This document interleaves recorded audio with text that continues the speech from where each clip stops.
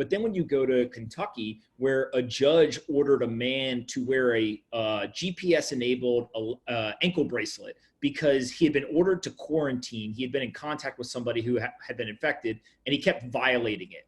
So the solution here was, let's literally put an electronic tracker on your ankle, and therefore we'll know if you leave quarantine or not. It just feels like the lawyers are going to have a field day with this stuff once it's all over. Yeah, and I hope they do. While I hate that we're in a litigious era of society, and I think that is another way that we're kind of eroding. I'm all for anytime you enact a new law or set a new precedent, an old one has to go away.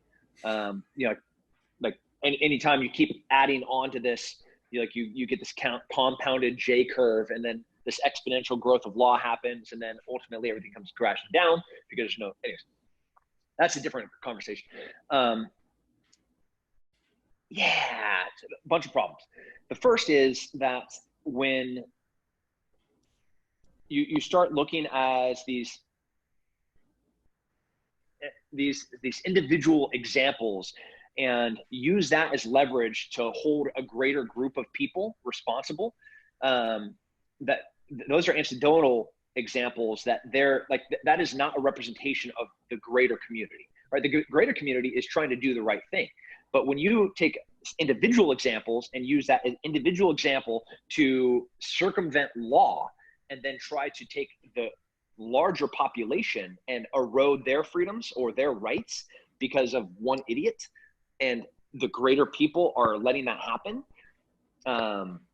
you can just get used to more of the same, because once they do it a few times, they'll continue to do it in every single avenue and aspect that they can grab. Yeah, and this is where I think you get kind of this intersection of the personal responsibility and the freedom, right? And what I mean by that is, like, you and I are relatively young, we're relatively healthy compared to others, and therefore we have the responsibility to ensure those in our lives are taken care of. But also, you're taking risk. If you go outside today and you contract coronavirus, right, that's a choice you made. You got infected and you have to deal with the ramifications.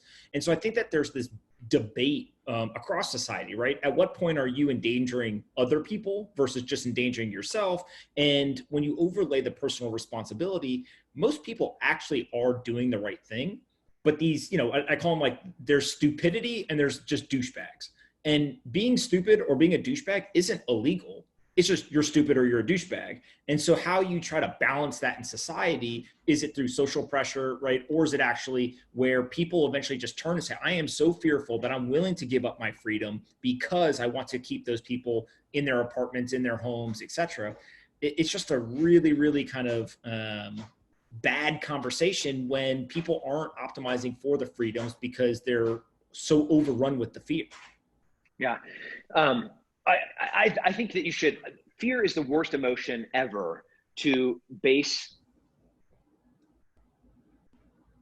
decisions about freedoms off of, right? And when so individual responsibility, is it my choice to go outside? Yes.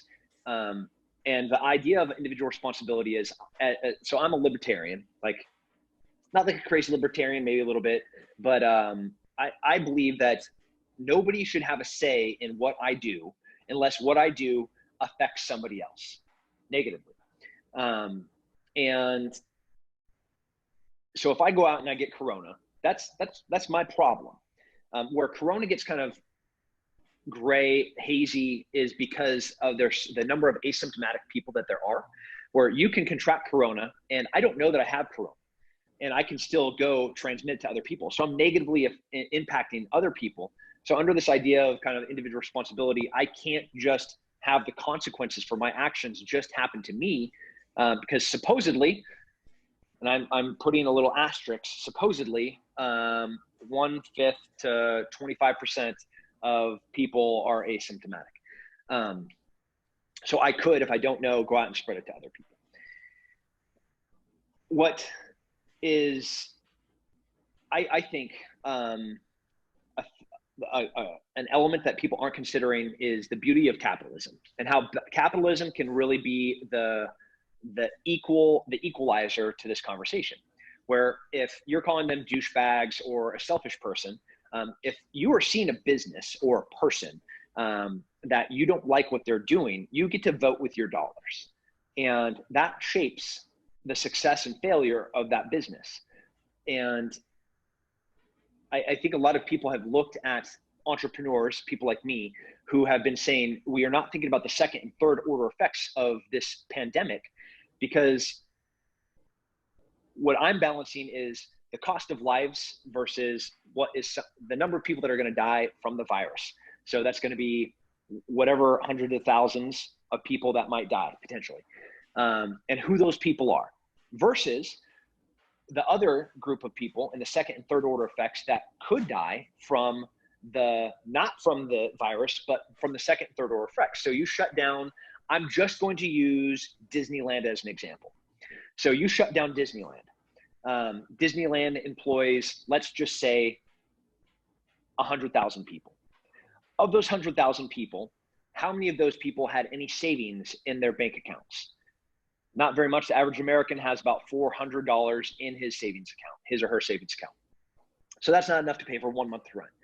So if this goes on for more than 1 month, they can't pay their rent. So we fortunately are able to, I say fortunately, asterisks, we can freeze evictions and bankruptcies. So me as a landlord, I can't kick somebody out because they're not paying me, but I know that they still will be paying me. And that person knows that that tally is continuing to grow. And that hole that they're in economically is going to continue to get deeper.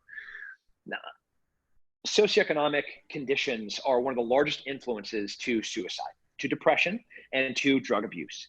So the poorer somebody gets, the more often you see depression, you see suicide, and you see drug and alcohol abuse. The percentage of suicide grows, as does the more drug abuse and alcohol abuse there is, the more socioeconomically disadvantaged somebody is, the more likely they are to have suicide.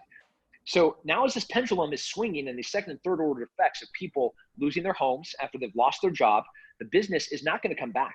You know, like the McDonald's that was on the corner, it was already barely making enough money as it was. Now they're definitely not going to be making enough money. They're just not going to reopen. You know, McDonald's is going to relocate to a different place, or maybe not even, right? Chipotle, not going to open. They're going to pick and choose where what stores are going to be opening. That is going to have a profound economic effect. And those people that were destitute before, now they're truly struggling. So it actually hurt my feelings a little bit when I looked at your comments when you asked what questions would we ask. And one of the guys said, why is Tim Kennedy so insensitive to the kind of like the minorities or outliers of society? Truth be told, the second and third order effects are going to be more damaging to those people than anybody else. So if you really strategically and economically look at what I'm trying to do and how I'm trying to save lives in this conversation that we're having, we could seriously be losing way more people through suicide, drug overdoses, and alcohol abuse, and the kids that are going to be homeless. And like, we know what happens when somebody loses their home, like how hard it is to get back off of the street. And now you're going to have how many kids that are going to be homeless. Like nobody's even started to calculate the economic effect of these second and third order problems. I mean, we're talking way more than 100,000 or 200,000 people, way more. You know, we're talking up into the millions if this trajectory of what we're doing to our economy continues. So this isn't an economy versus lives conversation. This is a lives versus lives conversation. And then what are those lives going to look like regarding freedoms that are going to be eroded during the snatch? So this is a complex, nuanced problem, and people are just making it oversimplifying and like, oh, it's lives versus economy. No, it's not. No, it is not. Don't call me like this hypocrite that I'm being an asshole just because I'm bringing up the economy. I'm bringing up the economy because I'm trying to save lives, because I know what happens. Look at Venezuela and ask how many lives have been lost when the platform, the strategic solution to this economic disaster is socialism.